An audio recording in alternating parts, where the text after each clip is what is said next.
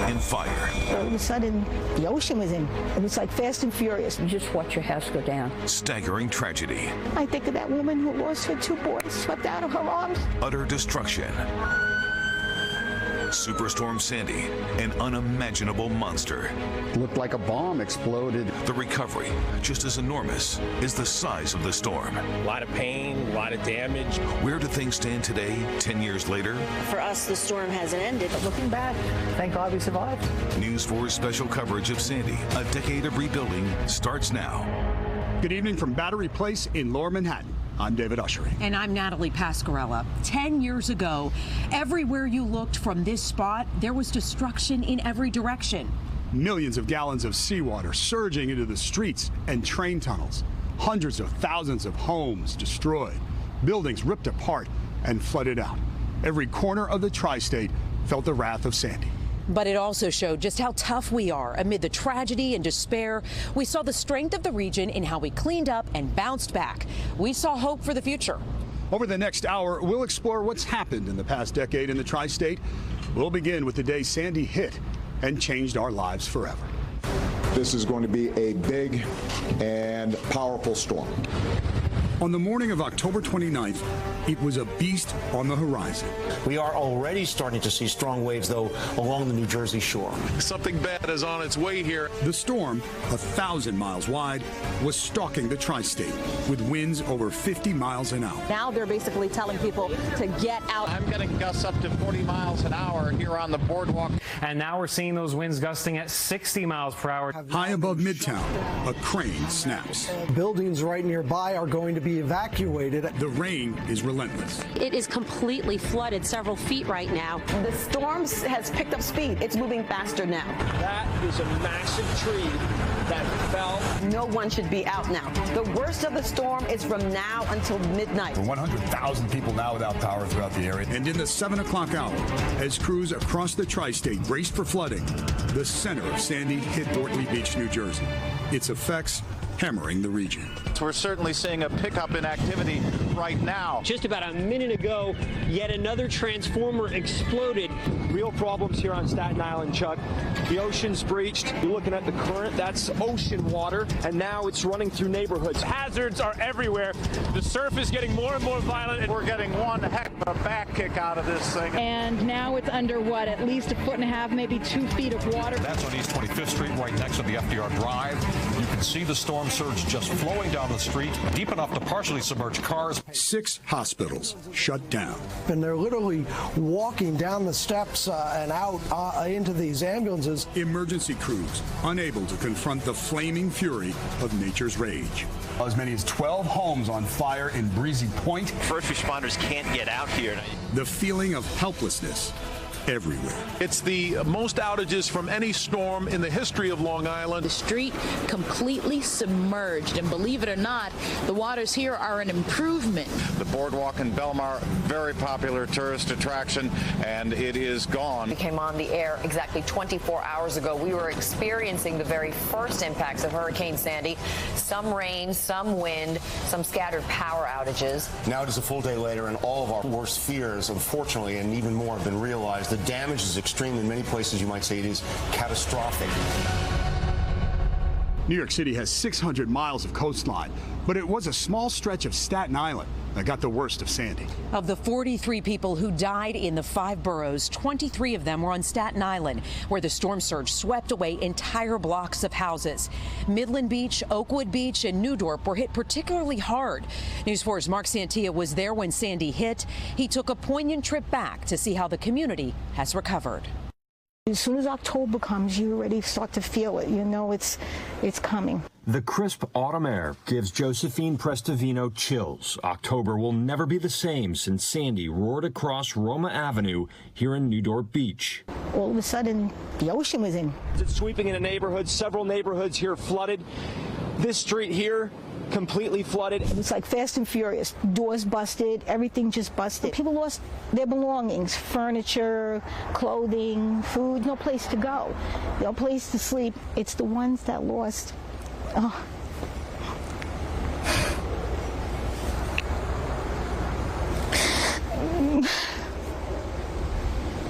They lost loved ones.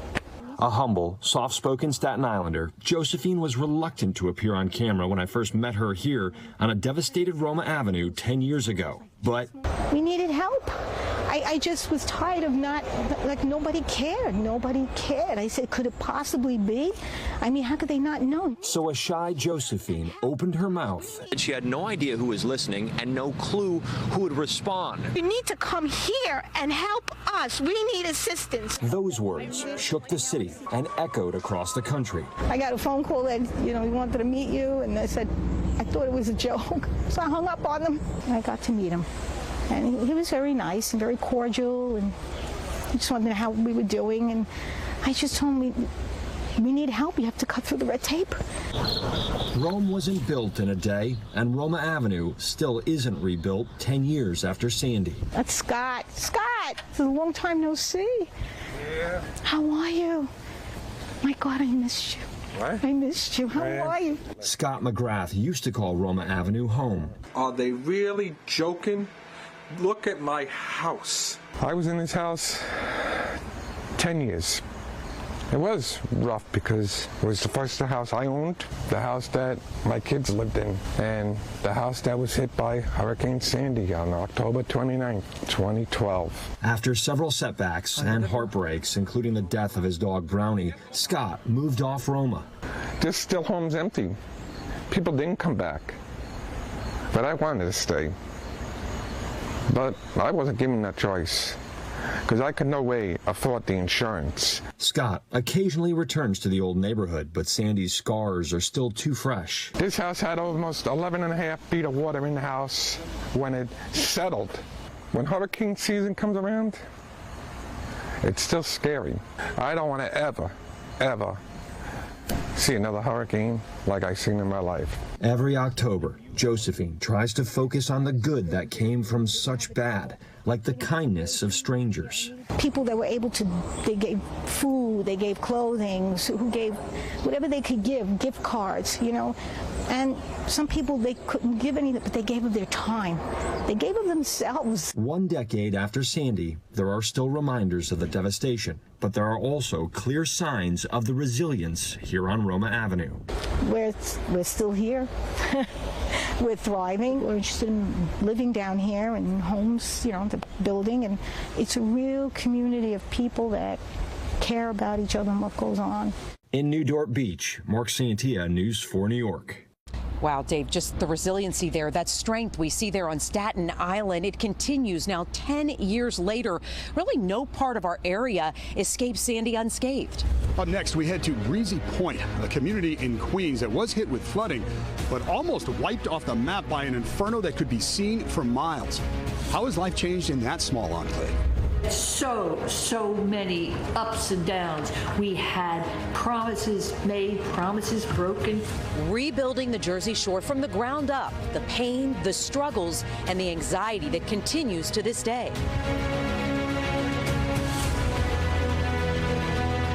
Rising sea levels, damaging storms, the signs of climate change impacting the tri-state. We can turn things around. A News 4 special uncovers plans to battle global warming in our backyard.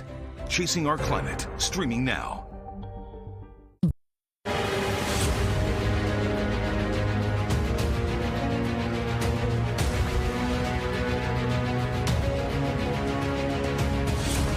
Welcome back to our special on Superstorm Sandy, a decade of rebuilding. The storm hit various parts of the tri-state in different ways, but miles of the Jersey Shore were especially wrecked by storm surge flooding. Let's go back to the night of October 29th, 2012. The time, 7:30. Sandy slams head-on into Brigantine, 7 miles north of Atlantic City.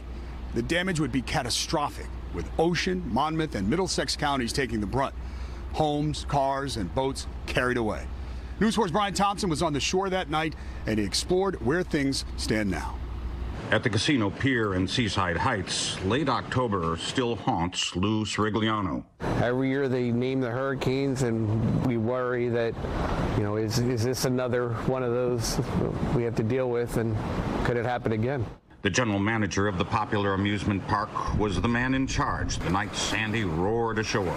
What we cannot tell yet until daybreak in the next half hour or so is how much damage there was.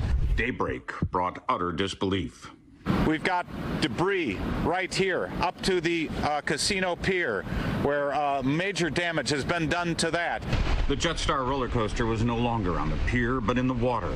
The wooden deck it sat on had collapsed. Lou stood strong. My goal is to get the pier operating and start building new memories for the guests of Casino Pier by Memorial Day weekend. The rebuilding challenge was clear in these images from Chopper 4 in the days after Sandy.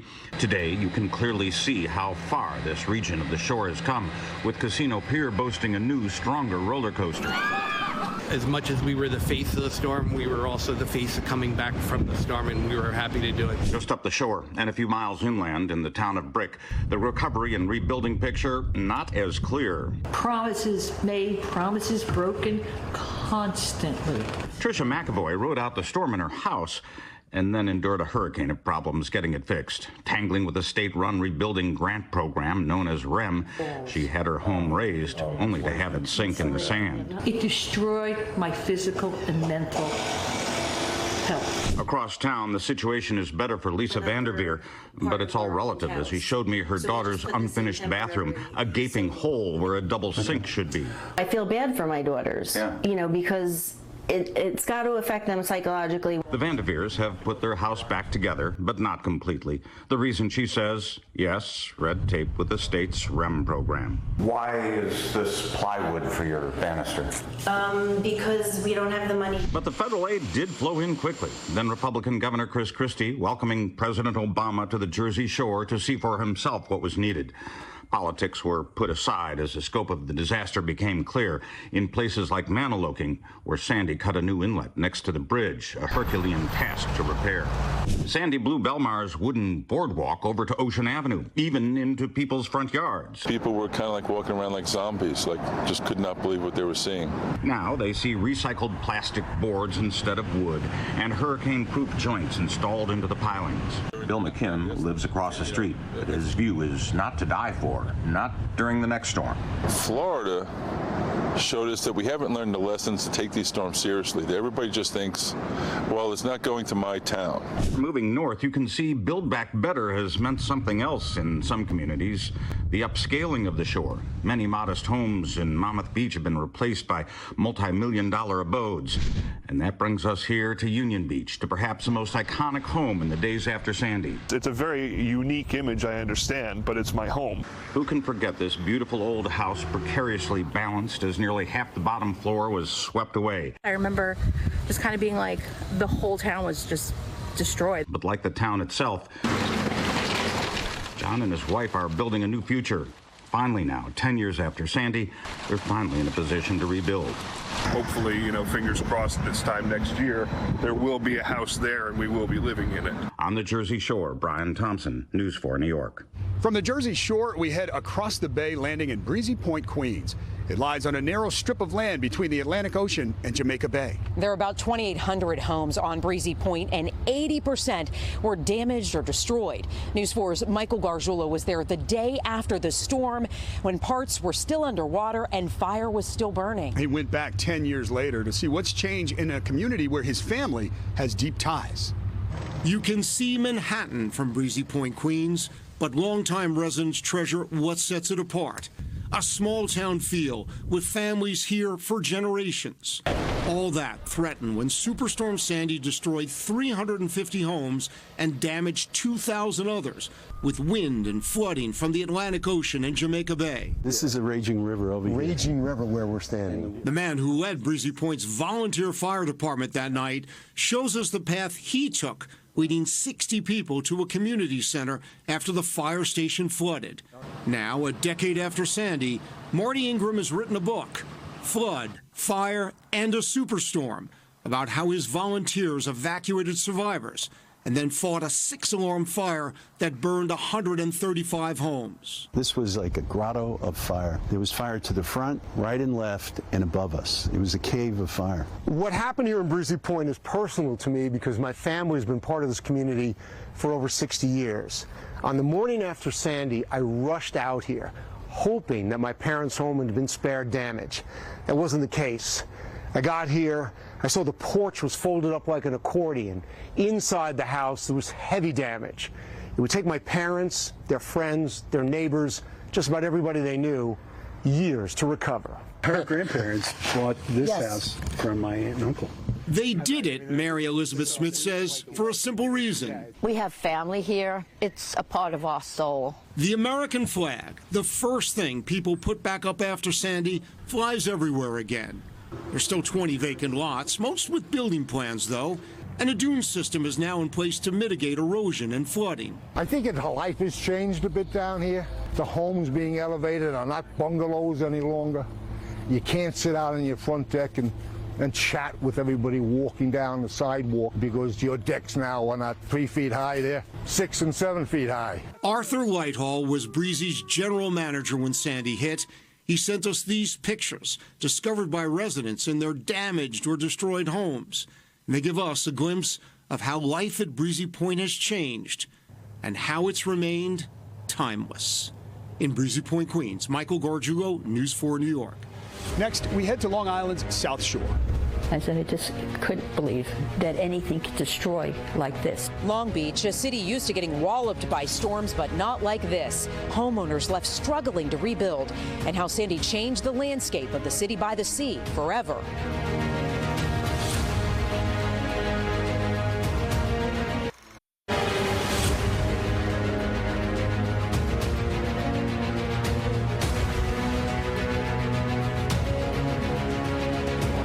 Sandy obliterated Fire Island, the small 32-mile barrier island off Long Island's South Shore. The Atlantic Ocean water breached the island in 3 places, changing its geography. The tidal surge completely flattened protective sand dunes. The island was left without drinking water, and Ocean Beach's ferry terminal was demolished. Fire Island has come back, but it's a snapshot of what at the time seemed like apocalyptic damage. And Dave, another is Long Beach. The entire city was completely flooded. The famed boardwalk reduced to rubble. The sewage system was knocked offline, and a nightly curfew lasted weeks. Rebuilding was not so easy. Many homeowners say they faced roadblocks and red tape. And 10 years later, vacant properties still dot the landscape. Here's News 4's Pacey Chang. A walk down any street in Long Beach and you're most likely looking up. These streets that used to have beach bungalows and one-story homes have been transformed after the worst flooding in the city's history. It looked like a bomb exploded in the neighborhood.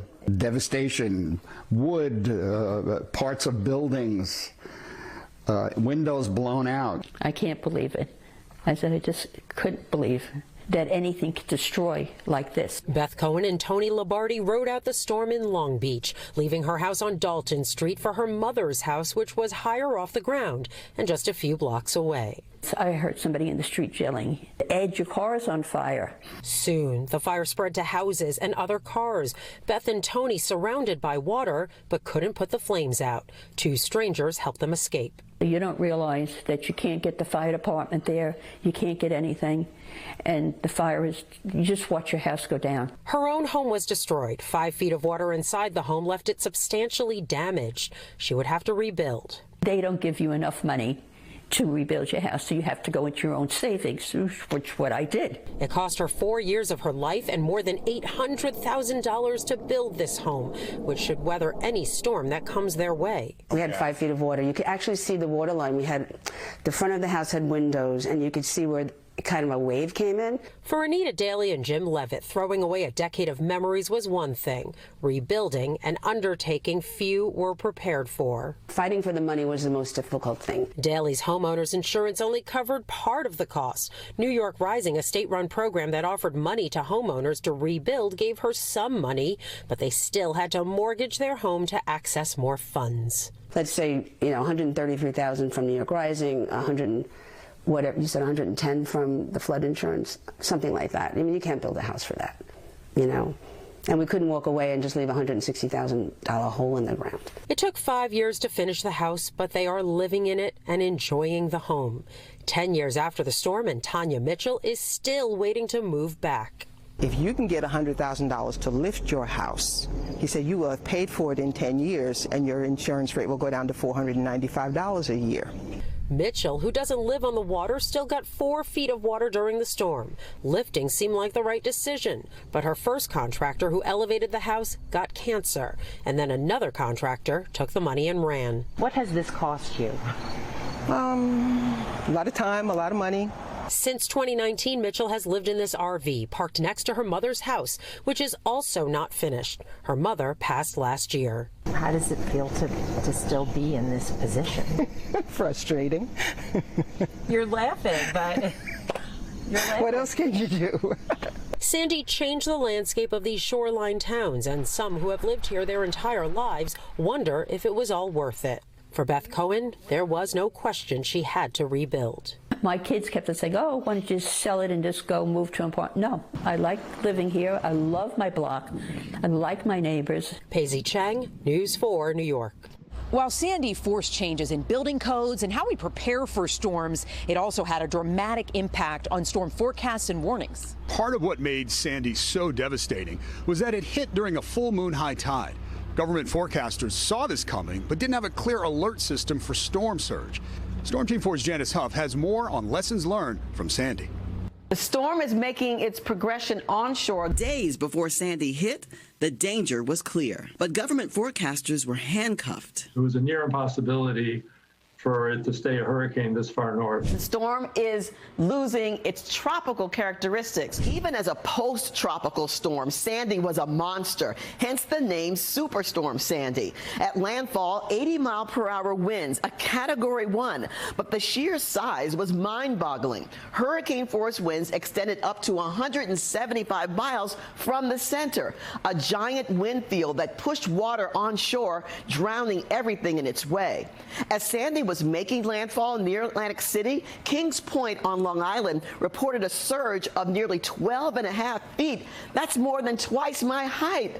A wall of water that can easily swallow the first floor of a home. We just rode it out the whole way with high wind warnings. The ocean is really starting to gin up. The National Hurricane Center did warn of life-threatening storm surge and hurricane-force winds. Serious, but less urgent. You're inviting people to underestimate the storm, to think it's weakened. What are you doing out here on a motorcycle? Oh, I just finished my ride, so now it's kicking up to be a little too extreme for me, so I'm about to head home. In the wreckage of Sandy, the government knew it had to clean up its warning system. One of the biggest changes, according to the National Hurricane Center, we now have the ability to communicate storm surge warnings, watches and warnings, independent of the actual wind. Those warnings are relayed to cell phones through the emergency activation system.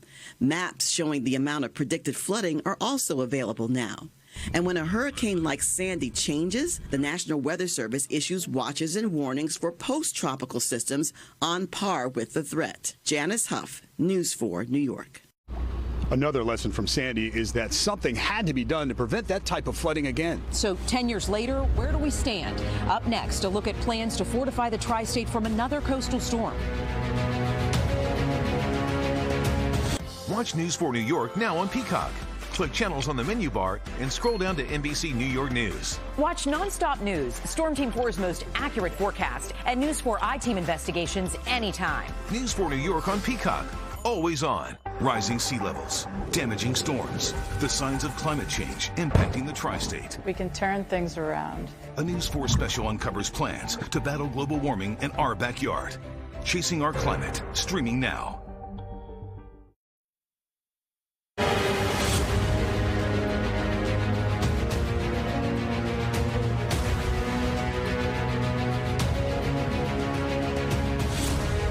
Sandy's storm surge inundated the subway tunnels, essentially cutting off Brooklyn from Manhattan.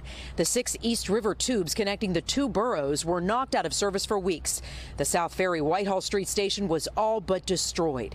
It took $5 billion and 8.5 years to restore the tunnels. The MTA called the storm the worst disaster in the subway's 108-year history. And who can forget this iconic image on the cover of New York Magazine? A large chunk of lower Manhattan plunged into darkness. It's ironic to think how New York Harbor, a welcoming beacon of light for so many, morphed into a surging wave of downtown destruction. So is New York Harbor any better protected than it was when Sandy swept in 10 years ago? There have been fortifications to mass transit, they've built natural barriers, and they've elevated homes. But just last month, the Army Corps of Engineers endorsed a multi-billion-dollar plan to prevent storm surge from overwhelming our coastlines. And as News 4's Chris Glorioso reports now, some fear that plan just doesn't go far enough. In Midland Beach, Staten Island, the bruises from Sandy's gut punch are still there 10 years on. Boarded up homes and vacant lots now turned into wetlands. Tommy Ho just bought this formerly flooded house on a street where even moderate rain still causes ponding. But because his home has been elevated, Tommy is confident he can withstand the next superstorm. Hopefully it's not going to affect me as bad, even if something similar comes along, you know? Like fortifying this house, fortifying the tri-state against the next monster coastal storm has been a decade-long project, and it's nowhere near finished. Just last month, the U.S. Army Corps of Engineers tentatively selected a $52 billion plan to build a patchwork of smaller barriers at key points like Jamaica Bay, the Gowanus Canal, and the Arthur Kill. The idea is to protect neighborhoods most vulnerable to flooding. But not everyone believes that smaller network of sea barriers is enough. The Army Corps chose that option over a much more ambitious plan to build a massive sea wall spanning from Breezy Point in Queens all the way to Sandy Hook in New Jersey. With the ambitious Seagate system, all communities will be protected from storm surge and sea level rise flooding. The Stony Brook University Storm Surge Working Group has been the loudest voice calling on policymakers to adopt that harbor-wide Seagate system. The group says the patchwork of smaller surge barriers will leave many coastal neighborhoods unprotected, and that plan also calls for 20-foot flood walls along some of Manhattan's most visited shoreline. If that perimeter goes around Manhattan, we're not going to be able to see the iconic landmarks that New York is known for, like the Statue of Liberty. Governor's Island is left out. Critical infrastructure is left out. In this 570-page report, the Army Corps said a big reason it rejected that harbor-wide wall is the cost of time. By their estimates, the larger harbor wall wouldn't be finished until 2062. The series of smaller barriers could be built by 2044. But some question that math. They built the Katrina barrier in 7 years. So Katrina happened 7 years later. They had a storm surge barrier. So why don't we have one 10 years later? Well, I want to know, right? In an email to News 4, the Army Corps of Engineers conceded the scale, size, and construction challenges associated with building a post-Katrina surge barrier are proportional with building a post-Sandy barrier in New York Harbor. So why would it take so much longer to build here? The agency cited geographical and urban-rural differences. The Army Corps stresses nothing in its tentative plan is set in stone, and some environmentalists have already expressed concern the larger Seagate separating the ocean from the harbor could impede fish migration. No matter what kind of flood protection you prefer, climate scientists warn the tri-state needs to think beyond physical barriers and be smarter about coastal development and investment. You know, there are lots of stories of people who ended up taking federal funds to rebuild and elevate their homes, we had the mechanisms in place right after the storm to get them out of there, were willing to get out of there. Now they've reinvested.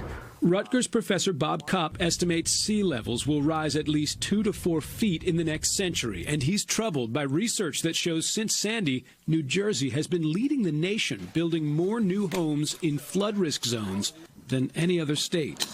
That continued redevelopment in these vulnerable areas is somewhat worrisome.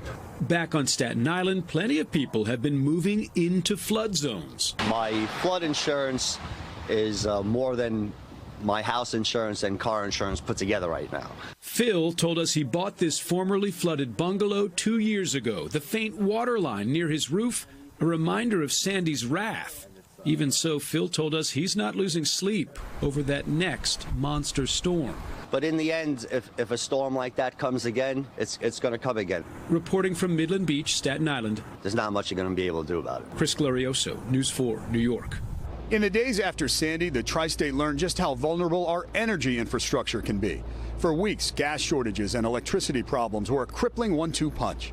The storm devastated many of the facilities that process our gasoline. None hit harder than the Phillips 66 Bayway refinery in Linden. The company tells us they have made improvements to withstand major storms, including elevating electrical equipment and installing stronger storm doors to prevent flooding of the saltwater pump station. Still to come, keeping the lights on was a major struggle. For many Long Islanders, there was no light at the end of a very long, dark, and cold tunnel. Coming up next, the fallout and the power shift to keep the electricity flowing. It was just absolute devastation. And we return to Ortley Beach, Sandy's ground zero, a community where reminders of the superstorm are never far away.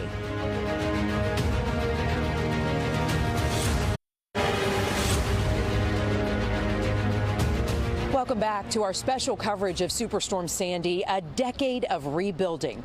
Ortley Beach on Long Beach Island was among the hardest hit communities on the Jersey Shore. Of 2,600 homes there, only 60 escaped damage that night. Now, 10 years after Sandy tore it apart, Ortley Beach has built back. But as News 4's Ted Greenberg tells us, many of the people who lost their homes are no longer there. When Hurricane Sandy slammed the Jersey Shore, I would say it looked closest to a war zone. Ortley Beach was ground zero. Absolute devastation. There were houses in the middle of the road. There were whole blocks with nothing there. I thought my wife was going to pass out. Everything was gone. A massive storm surge decimated the boardwalk, businesses, and homes. A boat wedged inside this one. Like nothing I've ever seen before. Some houses completely washed away. I was besides myself. It looked like a bomb hit. We were all in tears. 99% of the houses and structures in Ortley Beach were damaged in that storm. For many, building back from Sandy and dealing with insurance claims turned out to be a long, frustrating journey. We had FEMA, $250,000, had it for 25 years. They gave us $70,000, and I had to fight for that. You're reminded every day, wherever you go, about people still trying to recover. A decade later, this section of Toms River Township is still a work in progress. The landscape significantly different. While much of Ortley Beach has been rebuilt, including the boardwalk, most of the small bungalows that made up this coastal community before Sandy have been replaced by much larger and much more expensive homes. It isn't the Ortley Beach it was before. Many people were simply pushed out because they could not afford to recover. In some spots, the progress has been painfully slow. You can still find vacant lots around, including this one, located right across the street from the boardwalk and beach. You still have the areas that people just sit abandoned, like the one across the street from me. I've been looking at that for the last 10 years, hoping that they'd finally do something. Lingering reminders of Sandy's wrath in a community forever changed by a monster storm. Ted Greenberg, News 4, New York. Communities along the coast, of course, were hardest hit by Sandy, but some inland towns like Little Ferry, New Jersey were devastated too. The water came from a tidal surge more than 20 miles away in Newark Bay, causing the Hackensack River to overflow.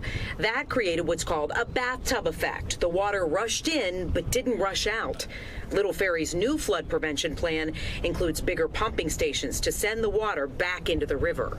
The electric grid was no match for Sandy. 8.2 million homes and businesses lost power. Among them, 90% of Long Island. Some for more than 2 weeks, a few even longer. Yeah, Dave, people were angry, heads began to roll, and a new company took over. But has the change improved service? Is Long Island ready for the next big storm? Here's News 4's Greg Circle. The guy leading us into this PSEG substation has an awesome responsibility. Richard Henderson's job is to keep Long Island's electric power flowing even after big storms. It's definitely a difficult battle. No pressure at all, right? 10 years ago, that pressure proved too much for the Long Island Power Authority after Sandy devastated its electric system. I come every day. They keep telling me different things. This Oceanside woman was among the close to 1 million LIPA customers who lost power, 90% of those served by the public utility. It turned off the electricity here for 2.5 months. 10 years later, Mike McGinty remembers how his home village of Island Park struggled after the storm. The owners of this Island Park salon were forced to rely on generators for months as they worked to rebuild their flooded business. Everything was very difficult, to say the least. Turn on the power! The anger and frustration got so bad that in Oceanside, residents shouted at public officials at an anti-LIPA rally. Later, several LIPA executives resigned, and New York State created a commission to investigate LIPA. They could not have handled it any worse than they did. This business owner told that state commission he was billed thousands for electricity, even as he went without power for 45 days. In the end, New York's Moreland Commission concluded Long Island's electric system should be operated by a private company. PSEG Long Island was that company and now says it has spent a decade and hundreds of millions in federal aid improving Long Island's electric system. You can see our control house over here to my left raised up.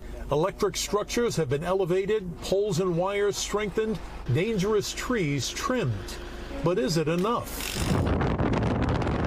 Just 2 years ago, Tropical Storm Isaias knocked out power to 500,000 Long Island customers, prompting elected officials to call for PSEG's removal. But Mike McGinty believes Long Island's electric system is now stronger. He's watched nearly a decade of improvement work in Island Park, where he's now the village mayor. They redid the distribution lines in a much heavier material. They came back and redid the transmission lines. So we don't lose electricity here anymore. In that sense, it's worked out for us well. Greg Sergel, News 4 New York.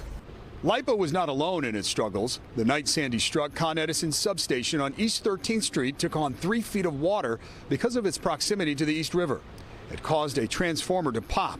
Since then, the utility has spent about $1 billion fortifying the substation, elevating electrical panels and breakers, moving the control room to the 2nd floor, and building flood walls. Although most of Connecticut was spared the brunt of the storm, Sandy claimed 4 lives there.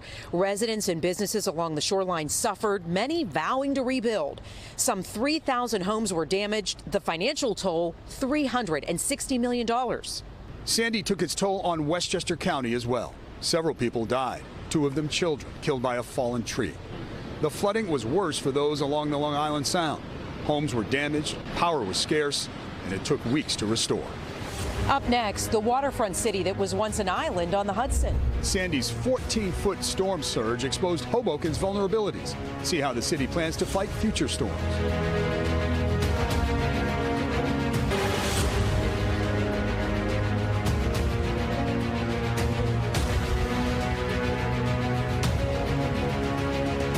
Much like New York City's subway system, New Jersey's rail stations were hammered by Sandy. Remember these images of the PATH station in Hoboken. And Hoboken is no stranger to flooding. The 1-mile city lies on the Hudson and used to be marshland. Nearly half of its population and all of its firehouses, hospitals, rail and ferry stations are within 5 feet of sea level. And now, 10 years after Sandy, the city finally has a flood prevention plan that it hopes will become a national model to combating the effects of climate change. Storm Team 4's Violetta Yas explains. We have a serious situation unfolding right now in Hoboken. On the banks of the Hudson River, the city of Hoboken didn't have a chance when Sandy hit. The PATH station in Hoboken, and you can see the water just pouring through. It looks like right around the elevator doors there. Jennifer Gonzalez, the city's sustainability director, knows everything about what went wrong. Water infiltrated the city from the south and the north and kind of filled up the south and west areas of the city like a bathtub. The city's antiquated sewer system was overwhelmed, and leaders got serious about preventing the next disaster. I hope and pray every single hurricane season that we never have to face the devastation of a storm surge like Sandy. Last year, Hoboken finally broke ground on a $230 million project called Rebuild by Design to combat the impact of climate change and storms smaller than Sandy, storms that frequently paralyze corners of the city. The type of flooding that we experience more frequently is rainfall flooding, and that's the type of flooding that these resiliency parks are meant to defend against. Hoboken boasts 3 resiliency parks, with a 4th in the works. Every decision in this park that was made by the landscape architects and engineers was meant to manage stormwater. What we're standing on is a surface of permeable pavers. Those permeable pavers, as well as the stormwater tree pits, as well as the rain gardens around us, they all allow water to infiltrate the surface. Longtime resident Amanda Morrison is skeptical the parks will solve the problem. We suffered such a hard hit with Sandy. I would hope that there'd be some more things like actual changes happening soon. One change will be automated crossing arms at 5 flood-prone intersections, a system proven to work in Texas and Virginia. The idea is to keep cars out of floodwaters. Hopefully there'll be less vehicles, stranded or flooded in this intersection, less risk to the drivers or passengers in those vehicles, and less risk to our first responders. Violetta Yas, News 4 New York. When we come back, they open their home to members of our News 4 family. If I'm taking care of people, it gives me something to do, and I stopped thinking about what was really going on, which was terrifying. Meet the couple who sheltered our own colleagues covering the storm, why they chose to stay and not evacuate.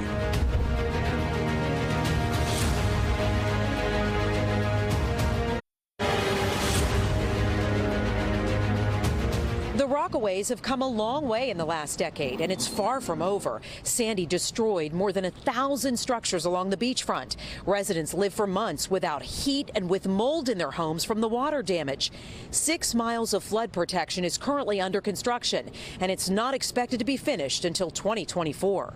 Whenever disaster strikes, we see the best in humanity. The night that the storm crashed ashore and the days and the months that followed, people opened their hearts and their homes to others. And that includes some of our own news reporters and photojournalists.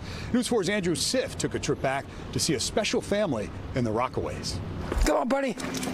You have a sense of peace. Beach 119th Street, as you might expect, is close to the beach.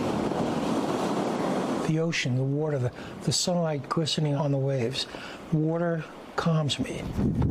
And that proximity to the ocean and to the Rockaway Park Boardwalk, always appealing to Fran and Mike Honan, married 40 years this month. Thank God we survived. 10 years ago, inside their humble home, the Honans had guests all right. Cameramen like Kenny and Hugh, seen here. My friend and colleague, Tracy Strahan. My son was 6 months old. I was a new mom, and I had just taken him to a Halloween party. And I remember Fran Honan was just reassuring to me as a new mom, he's okay, you're going to be okay, we're going to get you home. I said, Tracy, I have angels on every window, so you'll be fine. And also, we wanted everyone to at least get some sleep. Yours truly. This was your bedroom, Andrew. The station had scouted out a coastal spot for us to cover the storm. Not only were we staying here, we were also working here. This is the deck in front of the house, and this is the exact spot where I had to talk about Sandy as the storm got worse. Just about a minute ago, yet another transformer exploded. The storm gathered intensity. Our news vans soon surrounded by water. You can see behind me the street completely submerged. The house was shaking. I felt the house shaking. We were stuck like everybody else. There's no electricity. There's no light. And we can't leave that house. Neither could the Honans. Not only was the water rising, we saw the water coming up, and you asked when would it end. I'll show you where the water line was. This was the water line, about 6.5 feet. Then came the flames, blocks away, but too close for comfort. There are reports now that at least 24 homes are destroyed. That number, unfortunately, could go up. We're all silent, wondering, is that fire going to come towards us, or is this water going to overcome us? Fire 3 blocks away on 116th Street, the commercial area. And you looked out this window, and there was red in the skyline. Where it was, we didn't know. It was scary. I felt a responsibility. 10 years later, the Honans sat at the same table where in 2012, they'd served us Fran's homemade treats. This is pumpkin bread. It's a recipe of mine. And the morning after. Running water, toilet, food. We didn't need much else. Even with no power. Breakfast and a pot of coffee. If I'm taking care of people, it gives me something to do, and I stopped thinking about what was really going on, which was terrifying. Why we didn't leave. Like so many in the Rockaways, they'd ignored the mayor's warning. They now are talking about a surge from 6 to 11 feet. If you live in these areas, you should leave them this afternoon. And while images of the aftermath linger for us all, it looked like Mad Max. Cars were flipped over. People were walking around trying to collect their goods off of the street if they could. Boats that had washed up in the middle of streets. Boats in the street. It was surreal. I was worried that my house would collapse with the water coming in it. But this house, built 1910, still strong and holding on. That's what I was worried about. We had our shelter. It's a nice place to live. It's still home. And even though the Honans worry, we get a little nervous. The next storm could be worse. But those are the things that you think about. They're staying put as close as ever to the water. In Rockaway Park, Andrew Siff, News 4 New York. In that section of the Rockaways, they have rebuilt the boardwalk, but they're still constructing a beach jetty to help mitigate against future tidal storms. For these stories and more, you can head to our website, NBCNewYork.com, or any of our NBC New York channels on your streaming service. Thank you so much for joining us for this look back at Sandy, a decade of rebuilding. While the heartbreaking memories are still vivid, the recovery goes on with a pledge to remember lessons learned. What will the next decade hold? We will see. Good night.